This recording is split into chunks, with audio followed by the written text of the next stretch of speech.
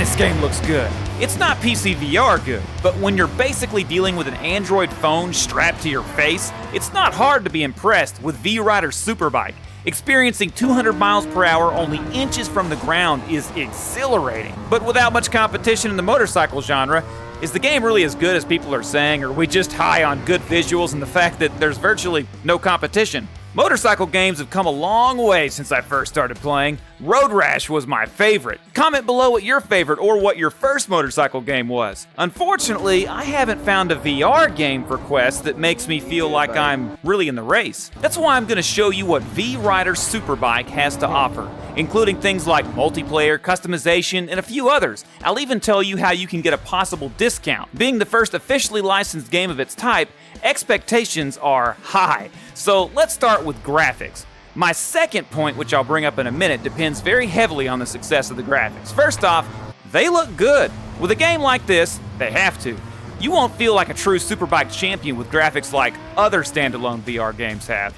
But even though the graphics are great for the Quest, there's still some things that obviously lack. For one thing, distant objects are noticeably blocky. The grass is flat with only a texture, and apparently nobody cares that we're racing. At least as empty as the stands are, it would seem that way. But these are simply hardware constraints. And most of what's lacking is in the distance, and you'll never be looking at it. What's in your face looks amazing. You can't expect a console designed to be worn on your head to look as good as the desktop that cost you $3,000 to build. I'm very impressed with what's been done on the MetaQuest platform, and I really hope they get a Quest 3 texture update in the near future. The good graphics is part of why they did well on my next point, which is immersion.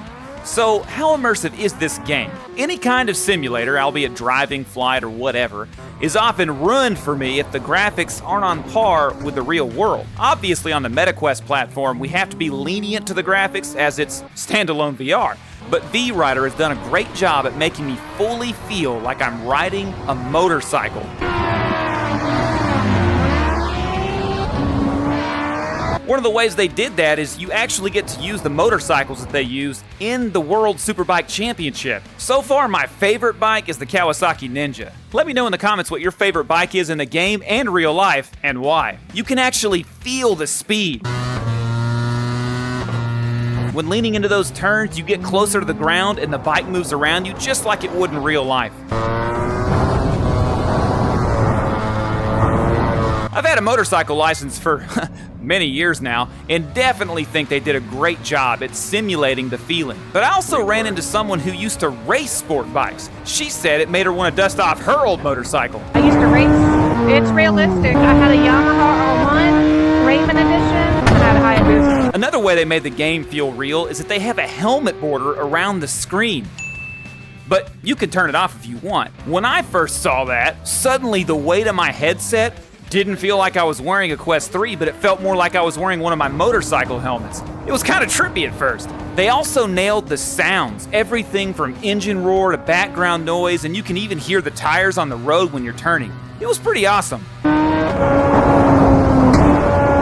But part of that immersion is due to their controls and customization options. I will say that the game takes some getting used to. At first, it feels impossible. Even on easy is hard. Yeah, it's hard. Then you just drive slow, and after playing a while, you start to figure it out. They have a ton of customization settings, which, although daunting at first, can be used to make the game as helpful or raw and realistic as you want. I was worried that not actually sitting on a bike was going to remove me from the game, but the speed is so intense that you very quickly get used to how the game works. You have no time to focus on what you're sitting on.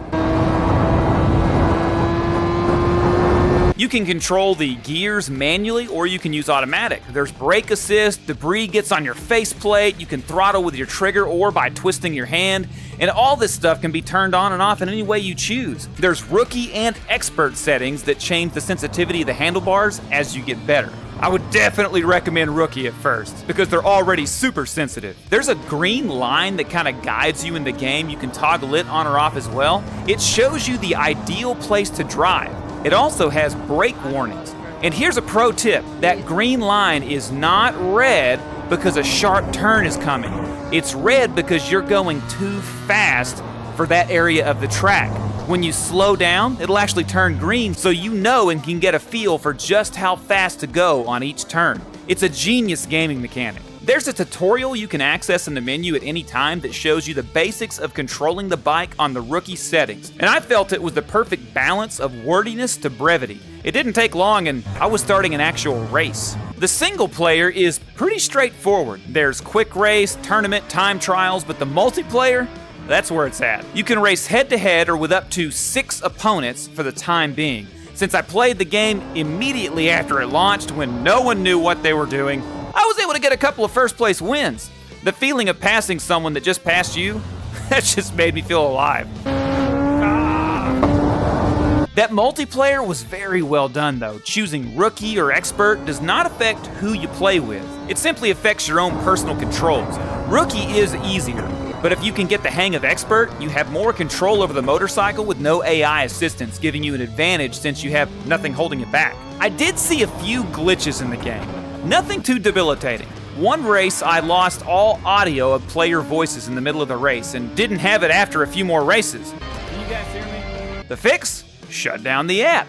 Another time it froze on me. Shutting the app down almost didn't work. The first 2 times I restarted it, it was still frozen on the same game screen. I also saw some flickering background graphics and player details were often slow to render, but other than that, the game ran very smooth. I did have one major issue. You can't access the settings in spectator mode. This would be very helpful, especially for beginners. Once you get a few races in, you can check out what your ranking is against the rest of the world. You can check your rank on each track, and to my surprise, I was actually on the board on a couple of them. Most of them I was like 300th or something. For a possible discount, check the description, where I have links to all the gear I use.